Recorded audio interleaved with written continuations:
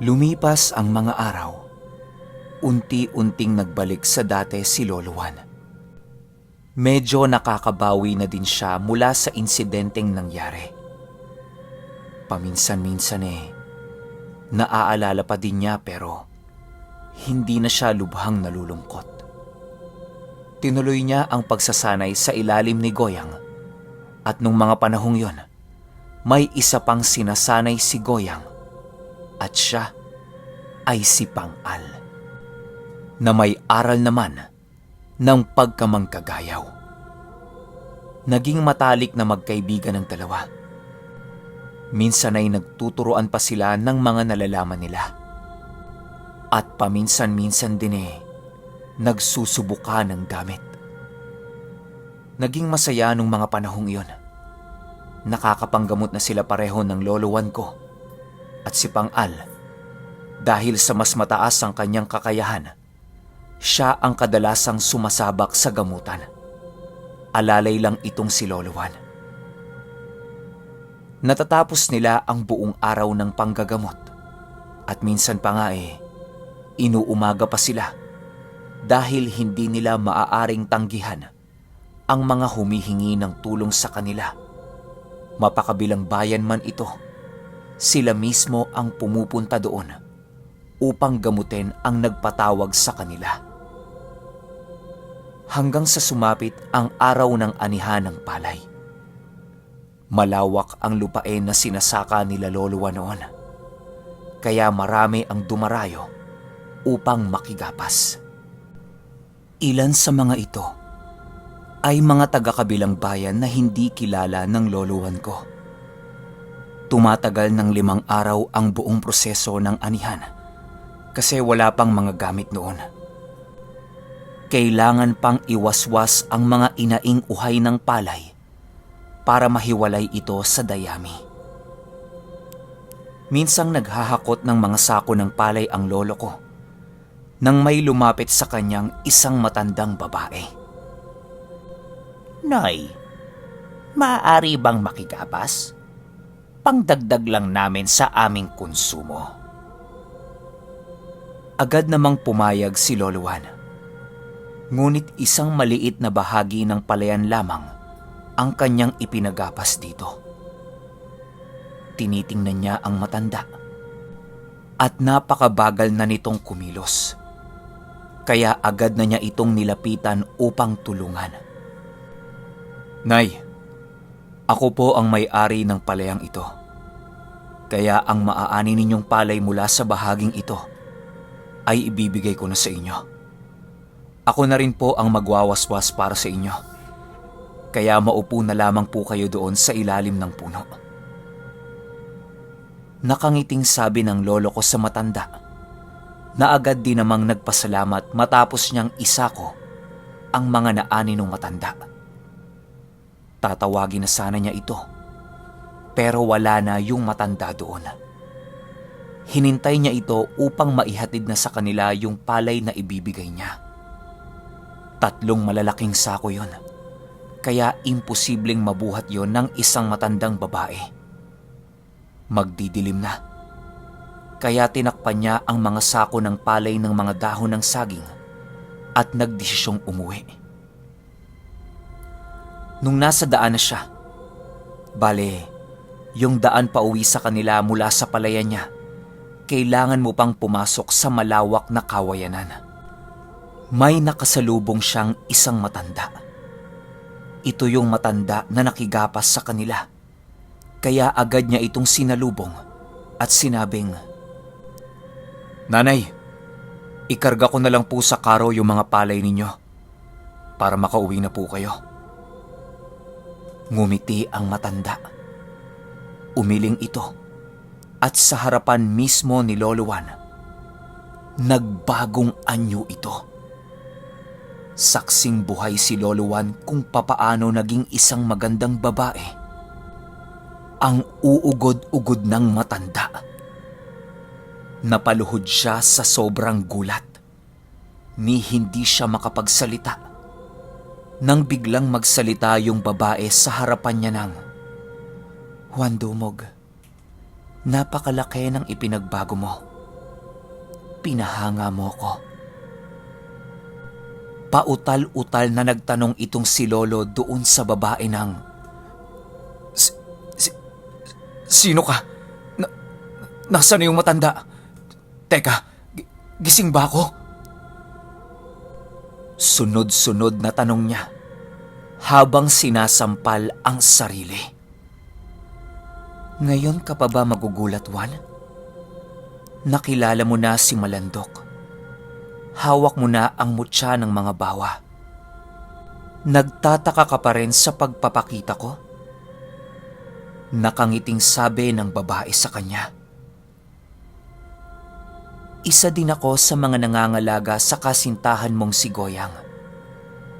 Narito ako upang balaan kayo. May pananakop na magaganap. At dahil doon, isa sa inyong dalawang mag-aaral ni Goyang ang maliligaw ng landas. Lagi mo lang pakatatandaan. Ang galit kailanman kapag pinairal ay magiging makabulag. Matapos magsalita nung babae, agad din itong naglaho. Dahil sa pangyayaring yon, dali-daling umuwi si Lolo Juan sa bahay nila at nandoon si Pang-al at si Lola Goyang. Goyang, maaari ba kitang makausap ng sarilinan? Agad na bungad nito kay Lola Goyang na nooy ay gumagawa ng panghaplas na langis. Tungkol saan ba yan, Juan? At parang nakakita ka ng multo. Tagyat na tanong ni Lola sa kanya. May isang babaeng nagpakita sa akin sa gitna ng kawayanan. May ibinigay siyang babala. May pananakop daw na parating. At isa sa amin ni Pang-al ang maliligaw ng landas dahil sa galit. Matapos niyang sabihin yon, napailing si Lola. Alam ko na ito, Juan. Kaya maghanda kayo. Dahil kakailanganin ninyo ni Pang-al na lampasan ang mga pagsubok na nabanggit mong propesiya. Tuloy-tuloy lang ang mga ginawang pagsasanay nilang dalawa ni Pang-al. Nagpalakas at nag-ipon din sila ng mga gamit hanggang sumapit ang araw na itinaga ng babae. Fast forward tayo. Dumating ang mga Hapon sa bansa at agad na nasakop ang halos lahat ng kapuluan. Sina Lolo Juan at Lola Goyang may anak na. Si Lolo Canor na panganay na kapatid ng Lolo Carpio ko. Ganon din si Pang-al. Nagkapamilya siya. Pero hindi niya tinalikuran ang tungkulin niya. Nagpa siya silang magtago sa pinakatuktok ng kabundukan. Iniwan nila ang kanilang sakahan at sa awa naman ng Diyos, hindi naman sila natunton ng mga dayuhang mananakop. Naging mapayapa ang mga araw na yon para sa kanila. Hanggang sa sumapit ang isang napakasakit na pangyayari sa buhay nilang magkakaibigan. Isang araw, may napadaang sundalong Pilipino sa kanila. Humingi ito ng tulong dahil sa sugatan na ito. Ginamot ito ni Pang-al. Inalagaan hanggang sa lumakas. Nang nanumbalik na ang lakas nito, agad din itong nagpaalam na babalik sa kuta ng mga sundalo. Ilang araw ang lumipas, naging mapayapa naman ang kapaligiran. Hanggang isang gabi, mahimbing na natutulog ang lahat.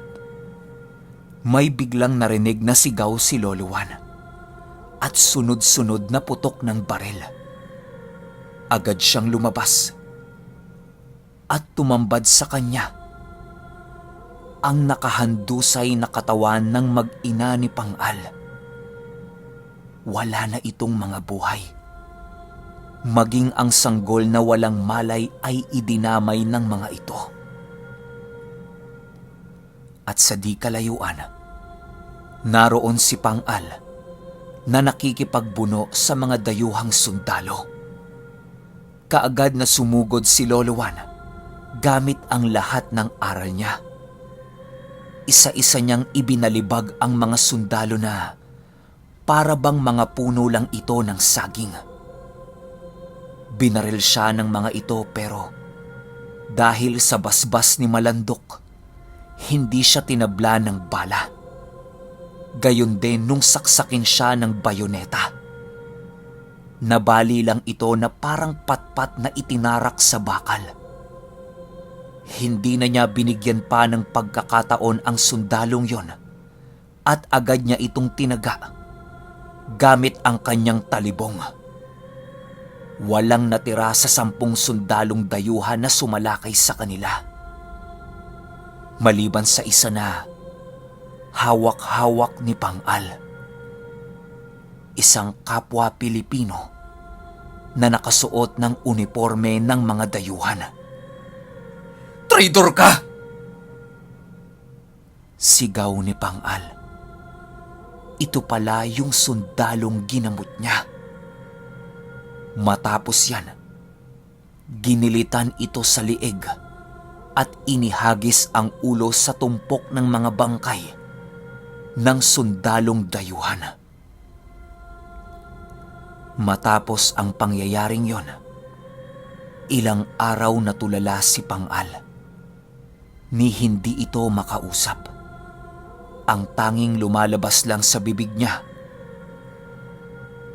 "Uubusin ko kayo. Tikman ninyo ang paghihiganti ng isang manggagaway." Matapos ang nangyari sa pamilya ni Pang-al, umalis ito sa kandili ng Lolo Juan ko. At simula din noon, wala na silang naging balita pa sa nangyari kay Pang-al. Lumipas ang maraming taon. Dahil sa kaguluhan ay napilitan silang magtago ng kanyang pamilya sa isang liblib na bahagi ng Dumalag. Nagpatuloy sa pagsasanay si Lolo Juan at gayon din naman si Lola Goyang. Dahil alam nila pareho na hindi pa nagtatapos kay Pang-al ang pang-aapi ng mga dayuhan. Marami ang mangangailangan ng tulong nila, pero hindi nila inaasahan na kahit ang mga mapaniil na mga dayuhan ay hihingi pa ng tulong sa kanila. Isang gabi habang naghahanap ng makakain sa gubat si Lolo Juan, may lumapit sa kanyang isang sugatang dayuhang sundalo. Humihingi ito ng saklolo. Hindi man maintindihan ni Lolo ang mga sinasabi nito. Bakas naman sa mukha ng sundalo ang naranasan niya. Malalaking kalmot sa katawan. Isang malalim na animoy. Kagat ng isang malaking hayop sa binti at braso. "Aswang ang may gawa nito," sabi ni Lolo Juan. Ginamot ni Lolo ang mga sugat sa katawan nito. Ngunit ang laso na dulot ng mga may gawa sa kanya ang kumitil sa kanyang buhay. Naghukay siya ng malilibingan sa sundalo, ngunit nadatnan siya ng mga kasamahan nito sa pag-aakalang siya ang pumatay sa sundalo. Sinugod siya ng mga ito, pinagbabaril, ngunit gaya ng dati, hindi pa rin tumalab ang mga armas nila kay Lolo Juan. Nataranta ang mga ito at agad na nagsitakbo. Pero dahil nag-iingat si Lolo na baka matuntunan naman sila ng mga sundalo, hinabol niya ang mga ito at pinagpapatay. Umuwi siya sa bahay na punong-puno ng dugo ang mga damit. "Juan, anong nangyari? Bakit naliligo ka sa dugo?" Alalang tanong ni Lola Goyang. "Mga sundalo, nakita nila ako. Kaya pinagpapatay ko sila.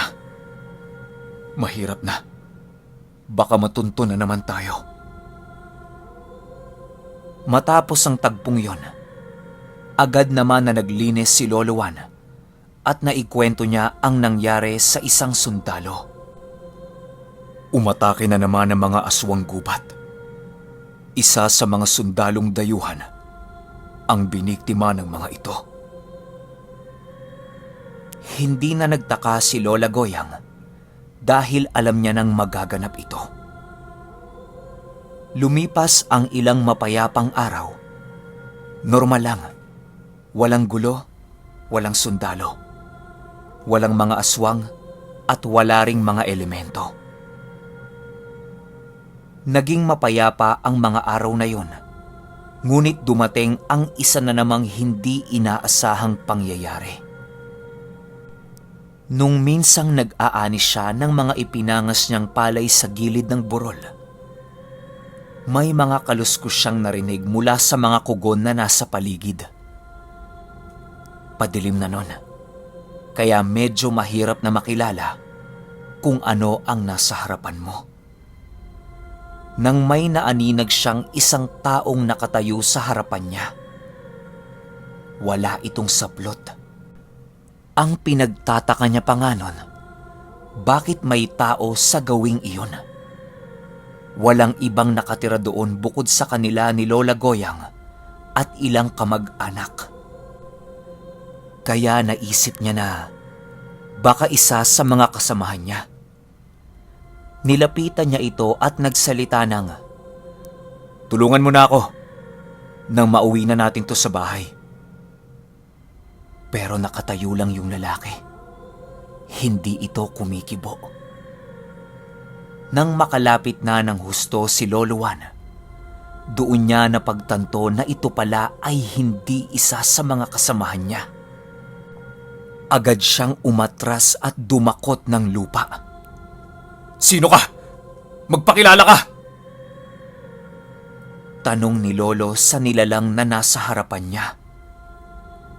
Inangat nito ang kanyang ulo at tumambad kay Lolo Juan. Ang mga mata nito na singpula ng baga ng uling. Nakanganga ang bunganga habang naglalaway. Ang mga ngipin nito ay napakatutulis. Napamura si Lolo Juan. "Naka! Aswang ka!" Agad na bumunot si Lolo ng talibong na nakasuksok sa tagiliran niya at akmang susuguri na niya sana nang biglang nagtatatakbo ang nilalang. "Saan ka pupunta sa palagay mo? Ha?" At kaagad niya itong hinabol. Napakabilis ng aswang. Halos hindi niya ito maabutan. Pero bigla itong huminto sa isang malawak na banawang. Para sa mga hindi nakakaalam, ang banawang ay isang malawak na parte ng gubat na walang mga puno. Mabababang damo lang ang naroroon. Tumigil sa pagtakbo si Lolo Juan. Dahan-dahan siyang lumapit sa nakatalikod na nilalang at nung susugurin na niya ito, laking gulat niya nang may biglang naglabasan sa paligid. Napakarami nila. Tumingin si Lolo Juan sa paligid niya at tansya niyang mga nasa 15 o higit pa ang mga naroroon. Dahil sa sobrang dami nila, medyo nag-alangan si Lolo Juan. Pero nung naalala niya ang bendisyon sa kanya ni Malandok, nagtanggal siya ng mga saplot, hinawi ang mga damo sa paanan niya, at dumapa sa lupa. "Malandok, ngayon ko kailangan ang basbas mo. Maaaring ikamatay ko ang labanang ito. Pero tiwala ako sa iyo dahil itinadhana mo akong maging bantay ng asawa ko." Matapos niya itong banggitin, nakarinig siya ng boses sa isipan niya na, "Juan Dumog, iangat mo ang katawan mo. Tumayo ka at lumaban ka. Hindi kita pababayaan." Matapos niyang marinig ang boses na yun, agad siyang tumayo. Naramdaman niya ang sobrang gaang pakiramdam nun. Parang konting talon niya lang, lulutang kaagad siya. Ganon ang pakiramdam ni Lolo Juan nung mga oras na yon. "Handa na ako. Malandok." Kaagad niyang iniangat ang talibong na hawak niya. "Sumugod kayo, mga impakto!" Hamon niya sa mga nakapaligid sa kanyang mga aswang.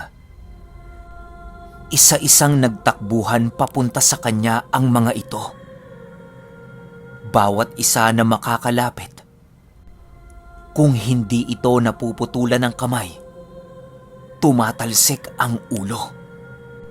Halos kalahati na sa mga yon ang napatay niya. Nang biglang mula sa likod niya, ay may lumusob at akmang tatagain na sana niya ito. Nang makilala niya, "Gimo!" Sambit ni Lolo Juan. Napaatras siya nun at hindi makapaniwala sa nakita niya. "Anong problema?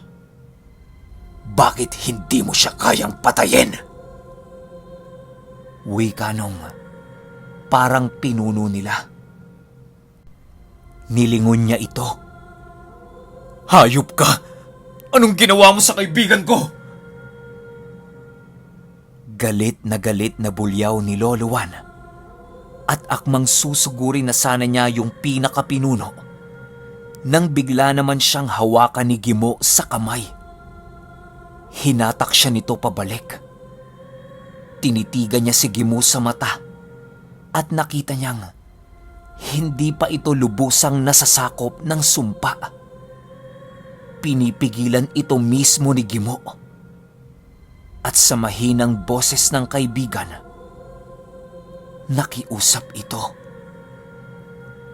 "Kaibigan, pakiusap. Tapusin mo na ang paghihirap ko. Parang awa mo na." Napaatras si Lolo Juan. "Gimo, magagamot ka pa ni Goyang. Sumama ka sa akin. Tutulungan ka namin, kaibigan." Biglang tumawa ng malakas yung leader.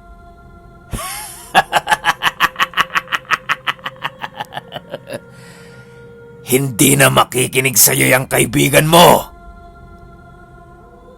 sabi nito kay Lolo Juan. Walang ano-ano, bigla siyang nilusob ni Gimo. Pero nasalag niya ito. "Juan, pakiusap. Patayin mo na ako." Muling pakiusap ng kaibigan. At dahil sa awa ng lolo ko, nakapagdesisyon siyang doon na tapusin ang buhay ng kaibigan niya. Kaagad niya itong sinaksak at napaluhod sa lupa si Gimo. Maraming salamat, kaibigan." Wika ni Gimo. "Magpahinga ka na, kaibigan ko." Mangiyak-ngiyak niyang tinagpas ang ulo ng kaibigan niya. Matinding galit ang namuo sa dibdib ni Lolo Juan. Galit na kahit ang mga elemento na nasa paligid naramdaman ito. Agad na nagsipagtakbuhan ang mga ito. Naiwan ang pinakapinuno. Akmang tatakbo na din ito nang bigla naman siyang binato ng talibong ni Lolo Juan. Tumusok yon sa likod niya. Nilapitan niya ito Binunot ang talibong niya na nakatusok sa likod ng aswang. Ito, para sa mga ginambala ninyo! Isang taga sa kanang balikat. Ito, para sa mga buhay na inutang ninyo! Isang taga ulit sa kaliwang balikat. At ito naman, para sa kaibigan ko! Sabay tagpas ng ulo ng aswang. Bumagsak ang katawan nito sa lupa. Matapos gawin ng lolowan ko yun, isinigaw niya ang mga katagang ito. Hindi ko kayo titigilan hanggat hindi kayo nauubos. Naririnig niyo ba ako? Uubusin ko ang lahi ninyo. Isinusumpa ko yan sa ngalan ng kaibigan ko na pinahirapan ninyo. Inilibing ni Lolo Juan ang bangkay ng kaibigan niya at sinunog niya ang lahat ng katawan ng mga aswang na naiwan. Dahil sa pangyayaring yon, halos nawala ang pangamba ng lahat. Dahil wala ng aswang ang nanggagambala pa sa buong bayan na yon. Yun ay nung mga panahong nabubuhay pa ang lolo ni JR na si Juan Dumog.